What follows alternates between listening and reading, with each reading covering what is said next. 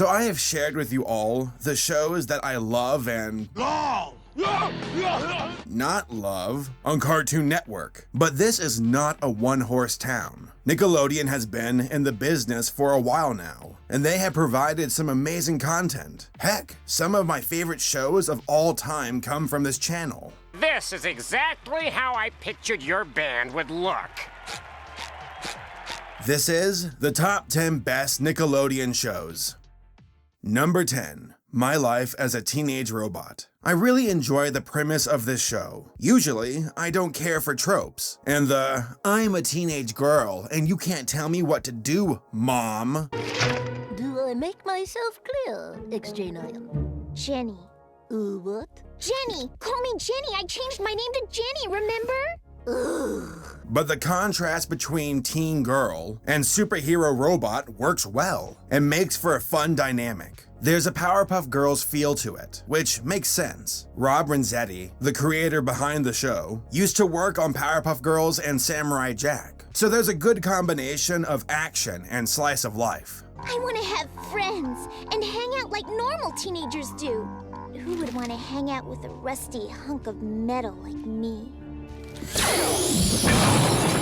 Also, the humor is spot on. People just don't respect fine art anymore. Again, they use the teenage girl trope a lot, and I roll my eyes at how boy crazy Jenny is. But then they bring it back in with some sci-fi action. You're as evil as your father. I'm not evil. I'm a normal girl!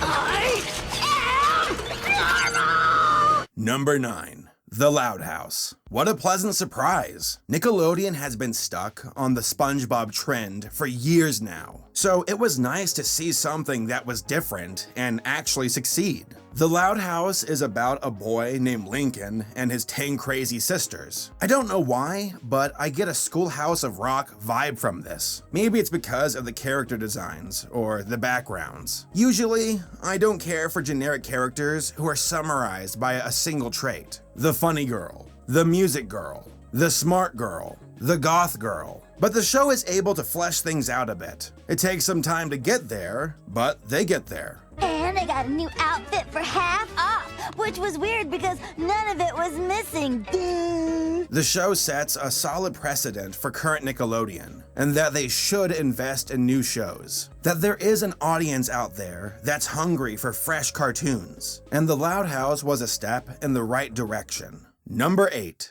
The Angry Beavers. This is such a wacky show. I started to rewatch the series a month ago, and I forgot how insane it can be at times.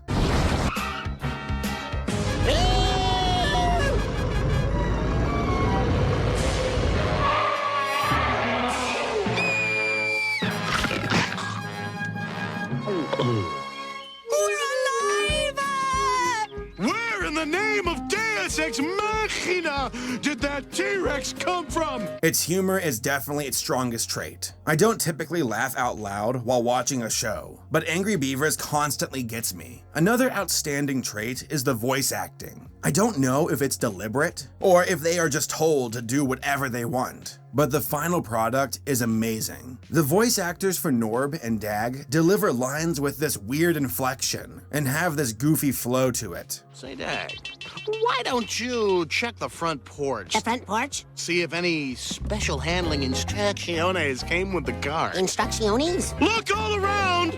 Check the forest! They may have blown away! Random humor can come across as try-hard and stupid, but it really works here. They embrace it and provide one of the silliest shows I have ever seen.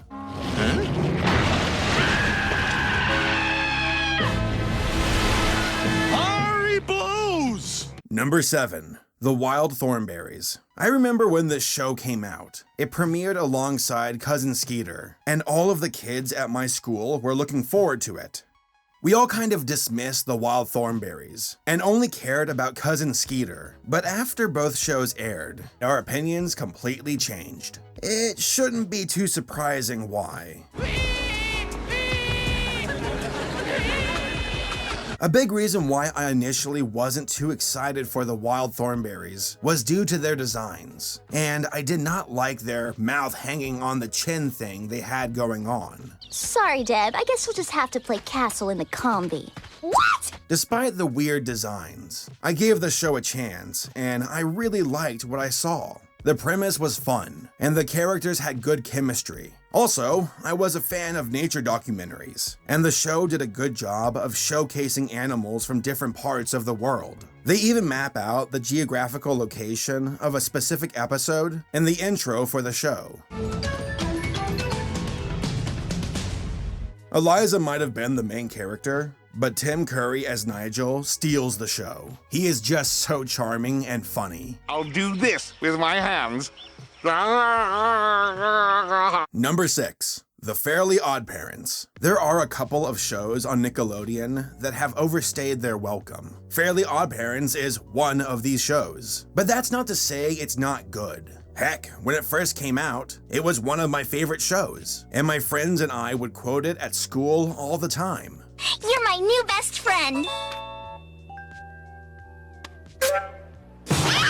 When dealing with magic, the sky's the limit, and the show took that to heart. Aliens, monsters, superheroes. There was even a crossover with Jimmy Neutron. The characters are fun and have good chemistry, but my favorites were Timmy's parents. I loved how blissfully unaware they were of Cosmo and Wanda, even though the proof was usually right in front of them. Also, they were super funny. And this is where I'd put a trophy, if I had one! Number 5. Invader Zim. What a dumb show. The characters are idiots. The world it takes place in is disgusting, and the jokes are absolutely stupid.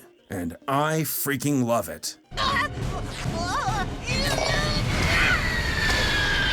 The gritty universe of Invader Zim, it just works. From nasty humans eating at a fast food joint to gross alien biology. Invader Zim is one of the few shows that utilizes gross humor properly. I've been working out.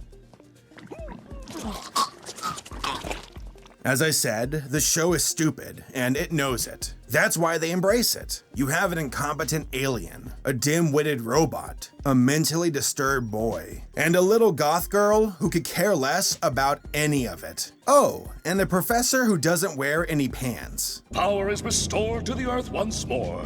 It's a good thing I exist!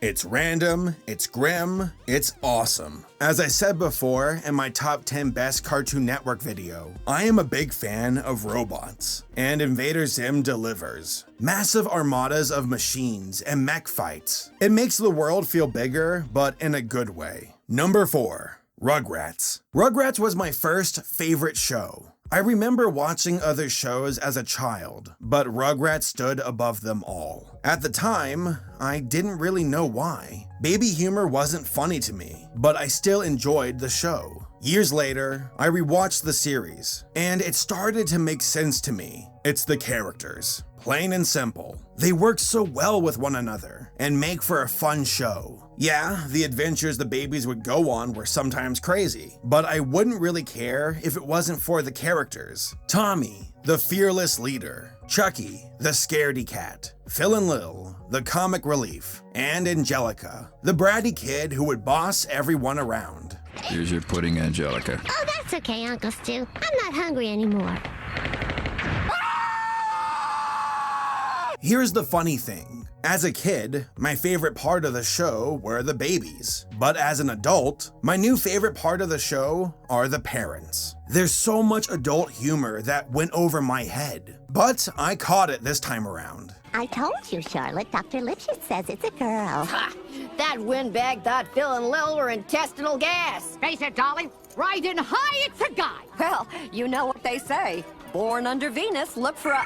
Hello? This was the first show that Nickelodeon truly pushed. I feel that they jumped the shark when they made All Grown Up into a spin-off series. After that, I didn't really care anymore, but the old episodes are still good and hold up to this day. It's 4 o'clock in the morning. Why on earth are you making chocolate pudding? Because I've lost control of my life. Number 3. Avatar: The Last Airbender. The Last Airbender proves that an overarching story can succeed on a children's television channel, but that doesn't mean that adults can't enjoy it though. Avatar can have its silly moments. I was wondering if you would like to go out sometime. He'd love to. Great. I'll meet you in front of the shop at sundown. And serious moments. Happy birthday, my son. If only I could have helped you. The universe of Avatar is unique in that it combines fantasy elements with that of actual human history. Earthbenders, they step, a stone jumps up out of the ground, they smack it, and wham, it goes flying. Also, the characters are fantastic, with Uncle Iroh being one of my favorites of all time. And the animation is superb. Dynamic battles displaying different angles that flow smoothly.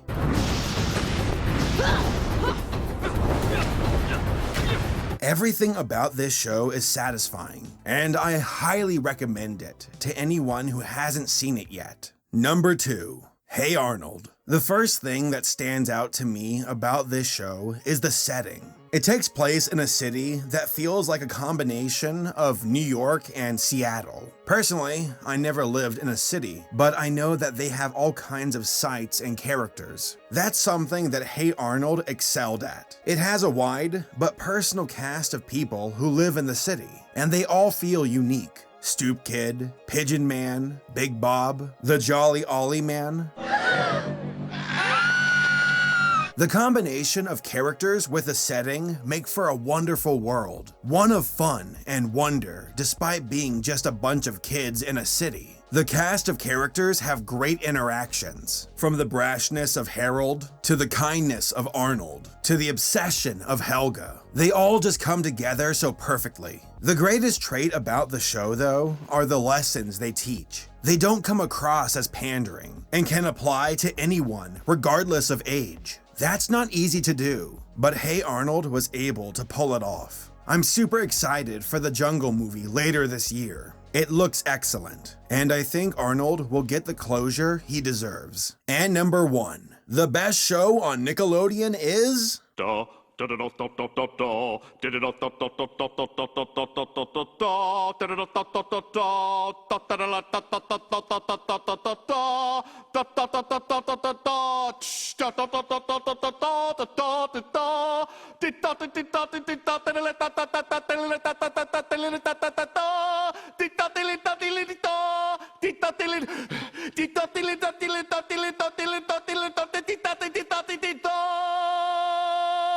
SpongeBob SquarePants. Hey!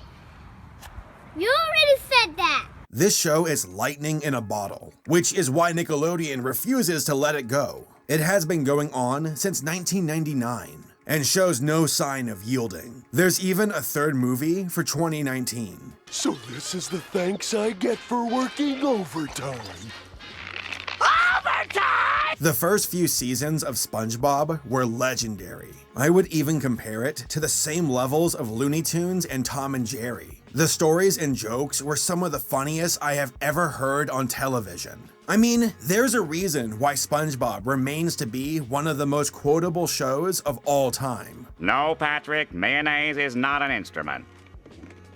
Horseradish is not an instrument either. The show embraces the strengths of its characters. Patrick and SpongeBob are like these dumb puppies, while Squidward is a grumpy cat who can just never win. It reminds me of Bugs and Daffy and how they would go back and forth with one another. Could I have something to eat? No. Could I have something to eat? No. Could I have something to eat? No. Can't you say anything else but no? Try asking again. Can I have something to eat? No. I love this show, and I love rewatching it. The old episodes absolutely hold up. It's a shame how Nick has run the show into the ground. As I said before in my video, the Loud House was a step in the right direction, and there's no shame in letting SpongeBob go, though I doubt that will happen. It's a cash cow for the network, and money is a priority, so I don't blame them for that. I just hope that SpongeBob does not prevent other shows from getting a chance. But when it comes to the best show on Nickelodeon, Old School SpongeBob is number 1 in my book. Hey guys, thank you all for watching the video. If you enjoyed it, give it a like, and subscribe for future content. Also, I want to give a shout out to my top tier sponsors on Patreon: Blair, Isfun, Chad Butler, Screenflare, Mr. Skids, and Illegally Sane. Thanks to all who support me, and thank you all for watching.